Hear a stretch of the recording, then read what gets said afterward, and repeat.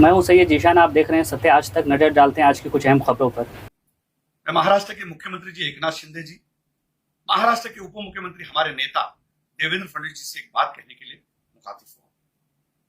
मैं देवेंद्र जी आपसे पूछना चाहता हूं कि जिस तरीके से नीतीश राणे कुछ महीनों से मुस्लिम समाज के बारे में, मुस्लिम अल्पसंख्यकों के बारे में, अब तो हमारे पैगंबर के बारे में जिस तरीके से बातें करना शुरू की है।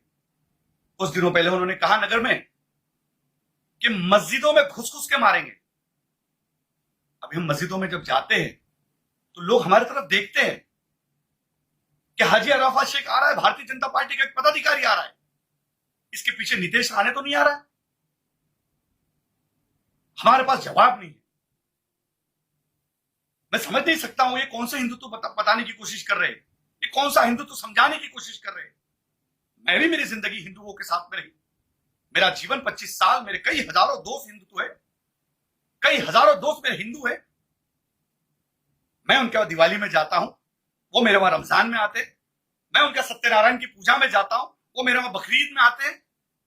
कभी हमने देखा नहीं, कभी ऐसा महसूस नहीं हुआ कि वो हिंदू है और मैं मुसलमान हूं, और ये कहते हैं कि मस्जिद में घुस के मारेंगे। ये कहां का इंसाफ है, ये कहां की बात है, ये कौन सा हिंदुत्व है। मुझे लगता है कि नीतीश राणे को हिंदुत्व समझाना पड़ेगा, हिंदुत्व बताना पड़ेगा, इसको श्री राम का हिंदुत्व समझाना पड़ेगा, बाबा साहब अंबेडकर का हिंदुत्व समझाना पड़ेगा, माननीय बाला साहब ठाकरे का हिंदुत्व समझाना पड़ेगा।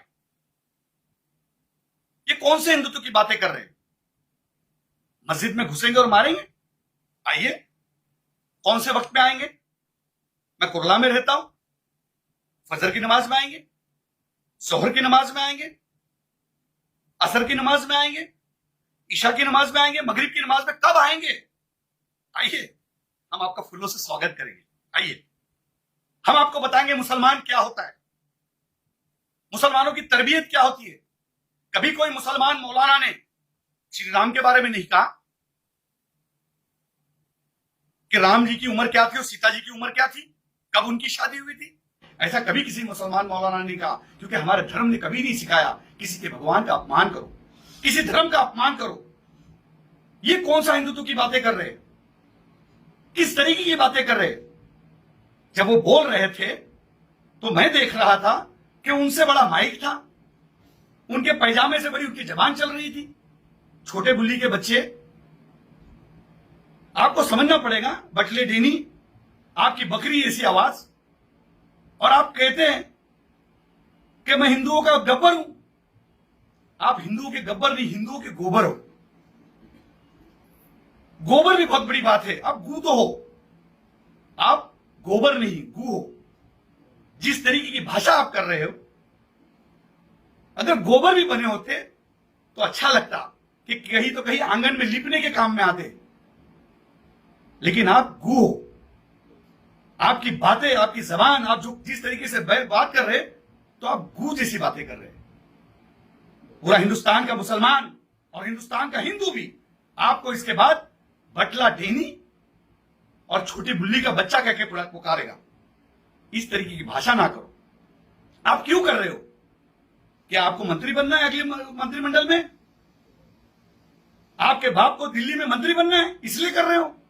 कितनी आइले कितनी गहले, सबको लगता हमीश पहले। ये बीजेपी है साहब, समझना पड़ेगा, आपके भूखने से ये सारी चीजें नहीं होगी। हिंदुस्तान का हिंदू भी समझदार है, मुसलमान जिस तरीके से समझदार है वैसा हिंदू भी समझदार है। मेरे हजारों लाखों दोस्त हिंदू है। मुझे कभी ऐसा महसूस नहीं हुआ किसी घर पे जाते कि मैं किसी हिंदू के घर जा रहा हूं। मैं कभी गणपति में गया तो मुझे कभी ऐसा महसूस नहीं हो कि मैं मुसलमान हूं, इनके वहां गणपति में क्यों जा रहा हूं। क्योंकि हमारे धर्म में सिखाया गया है कि तुम दूसरों के धर्मों की इज्जत करो। यही हमारा पहला सबक है, तुम दूसरों के खुदाओं की इज्जत करो। यही हमारा मजहब सिखाता है। और तुम कहते कि मस्जिद में घुस के मारेंगे। अब जिन साधु ने कहा, अब उन्होंने शादी नहीं की तो उसमें हमारा कसूर है। अब उनको नहीं पता कौन कितने साल की उम्र में शादी कर रहा है, किसकी कब शादी हो रही है। लेकिन हमारे पैगंबर के बारे में अगर इस तरीके की बात करेंगे तो ये ठीक बात नहीं है। माननीय मुख्यमंत्री एकनाथ शिंदे जी ने भी इसके ऊपर ध्यान देना चाहिए और मेरे नेता देवेंद्र फडणवीस जी ने इसके ऊपर ध्यान देना चाहिए। देवेंद्र जी, आपको पूरा हिंदुस्तान के लोग, हर कोई पसंद करता है। आप महाराष्ट्र की शान हो, हमारा आदर हो, रिस्पेक्ट हो, आपको लोग चाहते। आप जब कोरोना में बीमार हुए थे, कई मुसलमानों ने आपके लिए दुआ की, दरगाह पे चादर पेश की, हाजी अली पे दुआएं की गई कि देवेंद्र जी जल्दी ठीक हो जाए। और ऐसे लोग अपनी पार्टी का नाम खराब करते हैं। ऐसे लोगों को चुप बिठाइए, इसके आगे समझाइए। हम मस्जिदों में जा नहीं सक रहे कि लोग हमारी तरफ गलत तरीके से देख रहे कि देखो ये बीजेपी वाला आया, और इसके पीछे बीजेपी वाला कोई कहता है कि मस्जिदों में मारेंगे। हम मुसलमानों ने, पूरे हिंदुस्तान के अल्पसंख्यक समाज के मुसलमानों ने क्या करना चाहिए? ये क्या साबित करना चाह रहे? मैं नीतीश राणे से कहूंगा कि इस तरीके की भाषा ना करो। ऐसा ना हो कि और भी लोग इस तरीके की भाषा करना शुरू करें। आप जितने हैं उतने रहो। आप जब बात करते हो तो ऐसा लगता है कोई तीसरी चौथी का बच्चा बात कर रहा है। माइक से तो छोटे दिखते हो आप, आपसे बड़ा तो माइक दिखता है। इसलिए मैं कहता हूं आप छोटी बुल्ली के बच्चे हो और ज्यादा ना बोले, अच्छी बात नहीं है। ये मैं जितनी सारी बातें रखा हूं, एक मुंबई के एक तहजीब वाले अंदाज में रखा हूं। मैं जिस तरीके से हूं, जिस तरीके से मेरी भूमिका है, जिस तरीके से मेरे आंदोलन है, जिस तरीके से मेरा पॉलिटिकल करियर है, अगर मैं उस भाषा में आ गया तो आप कभी भी कोई स्टेज पे बोल नहीं पाओगे। मैं 30 लाख खाटिक समाज का अध्यक्ष हूं, ऑल इंडिया सूफी बोर्ड का अध्यक्ष हूं, हजारों पीर मेरे साथ में, लाखों मुसलमानों की दुआ है। अगर इस तरीके की भाषा करते रहेंगे तो बहुत सारी बातें हमको भी करना पड़ेगी। आपकी शुरुआत कहां से हुई, आपके पिताजी की शुरुआत कहां से हुई, ये सब बोलने मत लगाओ। इसीलिए मैं कहता हूं कि इसके बाद बस, अब इसके बाद नहीं बोलना। एक भी वर्ड हमारे पैगंबर की गुस्ताखी हम नहीं सहेंगे। मैं इस पार्टी में रह के काम कर रहा हूं, हजारों लोगों को जोड़ रहा हूं, हजारों लोग मेरे साथ मुसलमान जुड़े हुए, और उनका जवाब मेरे पास अगर इस तरीके का होगा तो ये बात ठीक नहीं होगी। उसके बाद पैगंबर की शान में जरा भी गुस्ताखी नहीं चलेगी। ये मैं आपको सामने से बताने आया हूं। आप कहते हैं मैं गब्बर हूं, गब्बर हूं। आप गब्बर नहीं, गोबर हो, और गोबर ने गोबर जैसा रहना चाहिए। आप गू तो हो, पर गाय का गू बन जाओ भाई, कुत्ते का गू क्यों बन रहे हो और बदबू फैला रहे हो? ये सब ना करो। मैं एक पार्टी का एक पदाधिकारी नाते आपको समझाने की कोशिश कर रहा हूं। ऐसा ना हो कि और जबान निकले और कोई बातें तहजीब के बाहर चले जाए।